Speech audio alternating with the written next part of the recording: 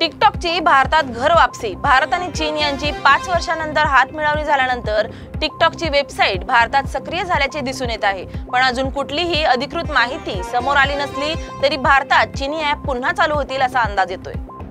एआयचा फुगा लवकरच फुटणार। MITच्या संशोधनात असा निष्कर्ष समोर आला आहे की 95% कंपन्यांना एआय कडून पाहिजे तसे रिझल्ट्स न आल्याने एआय कडे पाठ फिरवत आहेत। त्यामुळे विश्लेषकांचे असं म्हणणं आहे की जर एआय इम्प्रूव्ह झालं नाही तर परत ह्यूमन सोर्सिंग कडे वळणं योग्य राहील।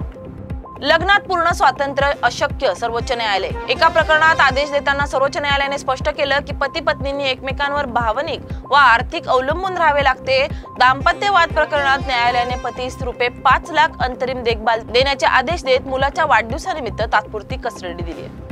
बीड सांगवीत एकुलत्या एक मुलाने गळफास घेऊन संपवलं आयुष्य। बीड जिल्ह्याच्या आष्टी तालुक्यातील बीड सांगवी गावात अविनाश बापू दिवटे या तरुणाने घराच्या पडवीत गळफास घेऊन आत्महत्या केली। सकाळी उठताच आईच्या नजरेस लटकलेला मृतदेह पडताच हळहळ व्यक्त झाली। अविनाश हा आई वडिलांचा एकुलता एक मुलगा होता। आत्महत्येचं कारण अद्याप स्पष्ट झालं नसून या घटनेने कुटुंब व गावात शोककळा पसरली आहे। तेजस्वी यादव यांच्या विरुद्ध गडचिरोलीत गुन्हा दाखल। बिहारचे माजी उपमुख्यमंत्री आणि राष्ट्रीय जनता दलाचे नेते तेजस्वी यादव यांच्या विरुद्ध आज गडचिरोलीत भाजपचे आमदार डॉक्टर मिलिंद नरोटे यांनी पोलीस तक्रार केली। यादव यांनी समाज माध्यमांवर पंतप्रधान नरेंद्र मोदी यांच्या विरुद्ध बदनामीकारक मजकूर प्रकाशित केल्याचे डॉक्टर नरोटे यांनी आपल्या तक्रारीत म्हटले। त्यामुळे यादव यांच्या विरुद्ध भारतीय न्याय संहितेच्या 196, 356, 352 आणि 353 या कलमांनुसार गुन्हा दाखल करण्यात आलाय। सरकारी वकिलाच्या आत्महत्येत न्यायाधीशासह लिपिकावर गुन्हा।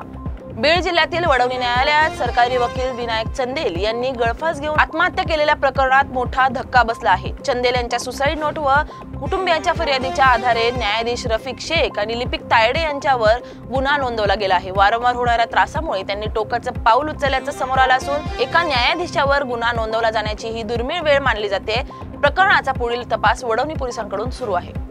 प्रेम त्रिकोणातून मैत्रिणीचीच हत्या। बीड जिल्ह्यातील गेवराई येथे कार्यरत असलेल्या होमगार्ड अयोध्या वरकटे यांचा खून त्यांच्या मैत्रीण वृंदावनी फरताळे हिनेच केल्याचा धक्कादायक प्रकार उघडकीस आलाय। दोघींचं एकाच तरुणावर प्रेम असल्याने अयोध्या अडचण ठरत असल्याचा राग आल्याने वृंदावनीने तिला घरी बोलवून गळा आवरून ठार केले व मृतदेह नाल्यात फेकून दिला। पोलिसांनी आरोपी महिलेला ताब्यात घेतलं असून प्रियकराचाही या प्रकरणात सहभाग आहे का याचा तपास सुरू आहे।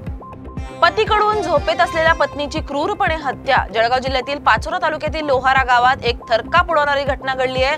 कौटुंबिक कलह, संशय आणि पैशाच्या तगाद्यातून पतीने झोपेत असलेल्या पत्नीवर धारदार शस्त्राने वार करत तिची हत्या केली। या भयानक कृत्यानंतर आरोपी पती स्वतः पोलीस ठाण्यात हजर झाला। या घटनेने संपूर्ण परिसर हादरून गेला आहे।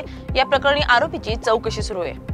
आयशरच्या धडकेत महामंडळाच्या बसचा चेंदामेंदा। जळगाव जिल्ह्यातील पारोळा बडगाव रस्त्यावर बस आणि आयशर गाडीचा भीषण अपघात झाला। या भीषण अपघातात एकाचा मृत्यू झाला असून 25 ते 30 प्रवासी जखमी झाले आहेत। येथील चोरवड पारोळा रोडवर हा अपघात झाला। दरम्यान घटनेची माहिती मिळताच पोलिसांनी व स्थानिकांनी घटनास्थळी धाव घेत मदत कार्य सुरू केले। त्यानंतर जखमींना तात्काळ पारोळा येथील कुटीर रुग्णालयात दाखल करण्यात आलं असून त्यांच्यावर उपचार सुरू आहेत।